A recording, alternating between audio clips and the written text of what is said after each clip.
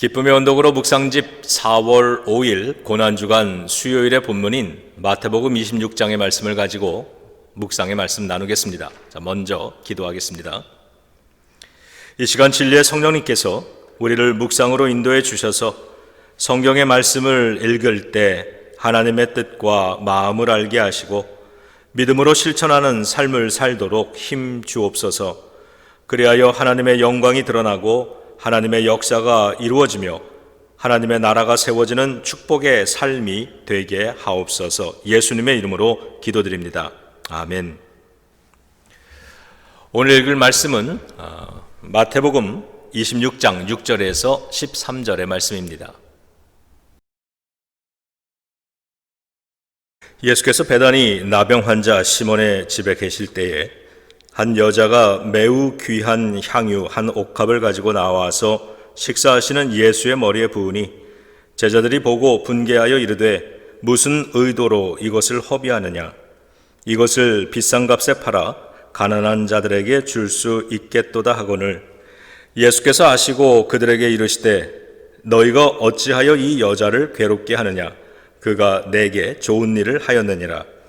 가난한 자들은 항상 너희와 함께 있거니와 나는 항상 함께 있지 아니하리라. 이 여자가 내 몸에 이 향유를 부은 것은 내 장례를 위하여 함이니라. 내가 진실로 너희에게 이르노니 온 천하에 어디서든지 이 복음이 전파되는 곳에서는 이 여자가 행한 일도 말하여 그를 기억하리라 하시니라. 아멘. 오늘 예수님은 베다니에 사는 나병에서 치유받은 시몬의 집에 계셨는데 거기에 한 여인이 찾아옵니다. 그러더니 매우 귀한 향유 한 옥합의 분량을 예수님의 머리에 부어드립니다. 오늘 본문 7절에서는 매우 귀한 향유라고 말하고 있습니다. 그 말에서도 알 수 있듯이 매우 값비싼 향유였습니다. 그런데 그 모습을 보고 있던 예수님의 제자들은 심하게 화를 냅니다. 그 이유는 그 비싼 향유를 비싼 값에 팔아서 그 돈으로 가난한 사람들을 돕는 게 낫다는 겁니다. 이게 제자들의 주장이었습니다.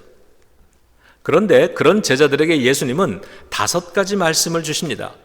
오늘 우리들이 그 5가지 말씀을 읽었는데 그 말씀 하나하나를 통해서 예수님을 향한 우리의 섬김도 향기로운 예배가 되게 하려면 우리가 가져야 할 각오들 5가지가 있다는 것을 알 수 있습니다. 자, 오늘 그 5가지를 함께 묵상하겠습니다. 첫째는 괴롭힘을 각오하는 것입니다. 예수님이 주신 첫 번째 말씀은 10절입니다. 너희가 어찌하여 이 여자를 괴롭게 하느냐? 주님을 사랑하고 섬기는 일에는 마음 아픔, 괴롭힘이 따르기도 합니다. 이 여인은 단지 예수님을 사랑하는 마음의 크기만큼 비싼 향유를 드렸을 뿐입니다. 그런데 그 일로 인해서 괴롭힘을 당합니다. 그것도 가장 가까이 있는 사람들, 제자들로부터 괴롭힘을 당합니다. 우리 교회는 주님을 위해 헌신하는 사람들의 모임입니다.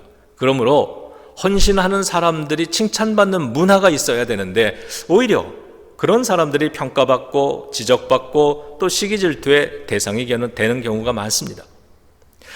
선한 일을 한다고 해서 칭찬만 받는 것이 아니죠. 왜냐하면 그것을 중단시키려고 회방하는 사단 마귀의 노력도 있기 때문입니다. 오늘 본문 속 여인처럼 주님을 사랑하고 섬기는 일은 즐겁습니다.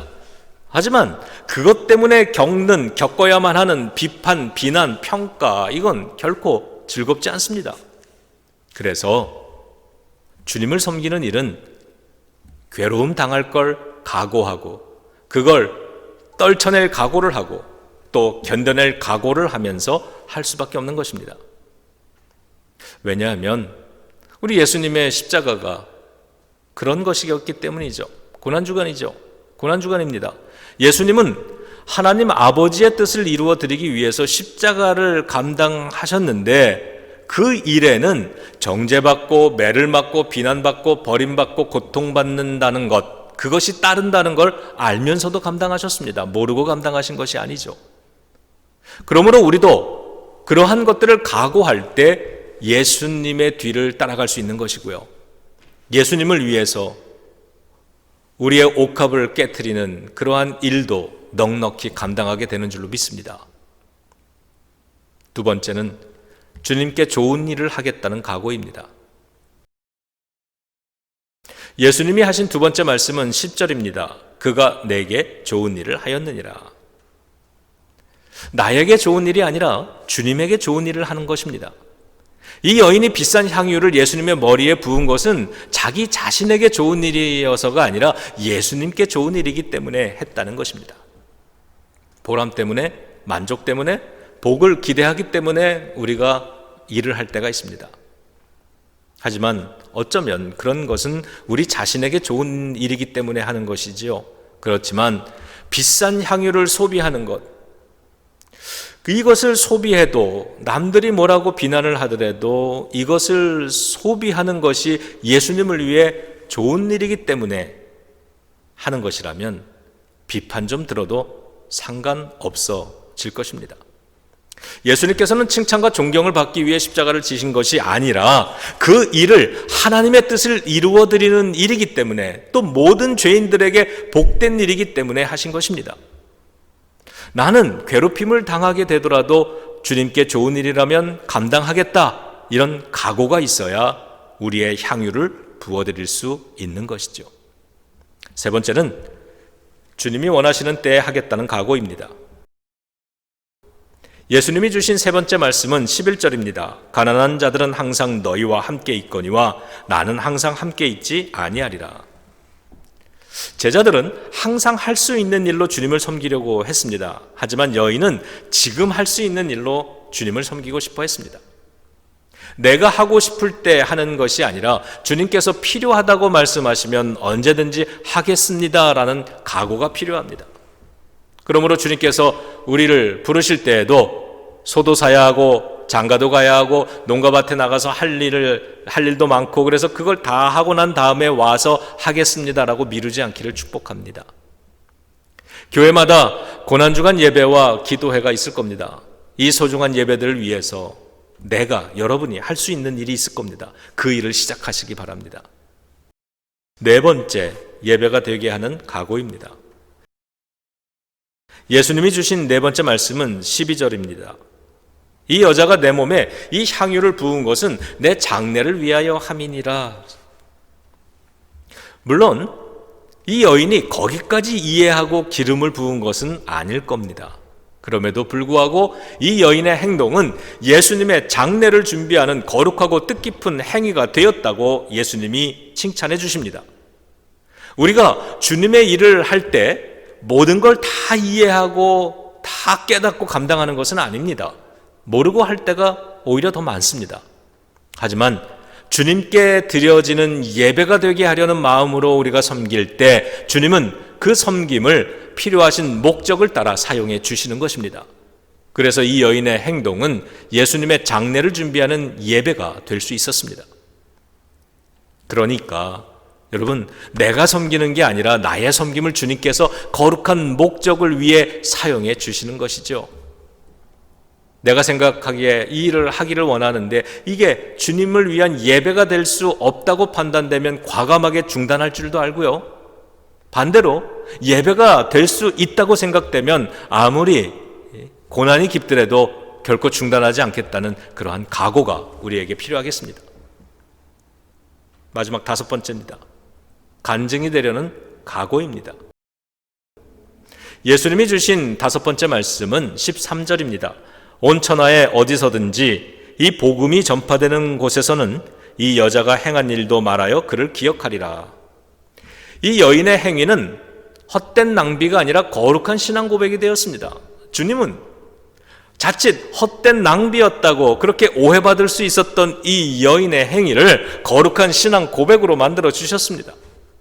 제자들이 허비요 낭비라고 비판했던 이 여인의 행동은 오히려 복음과 함께 귀한 예화로 간증으로 세상의 교회들에게 전해지게 됩니다.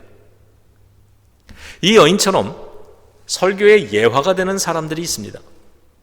우리가 또 우리 교회가 좋은 예화가 되어서 사람들에게 또 우리 후손들에게 들려지기를 축복합니다. 특히 이 여인의 이야기처럼 괴롭힘과 비난이 있었지만 그것을 이겨낸 섬김이 될 수 있다면 더 많은 교회들에게 더 큰 용기를 불어넣어 줄 수 있는 예화가 될 것입니다. 우리가 그러한 예화가 되기를 축복합니다. 그런 각오가 있어야 되겠습니다.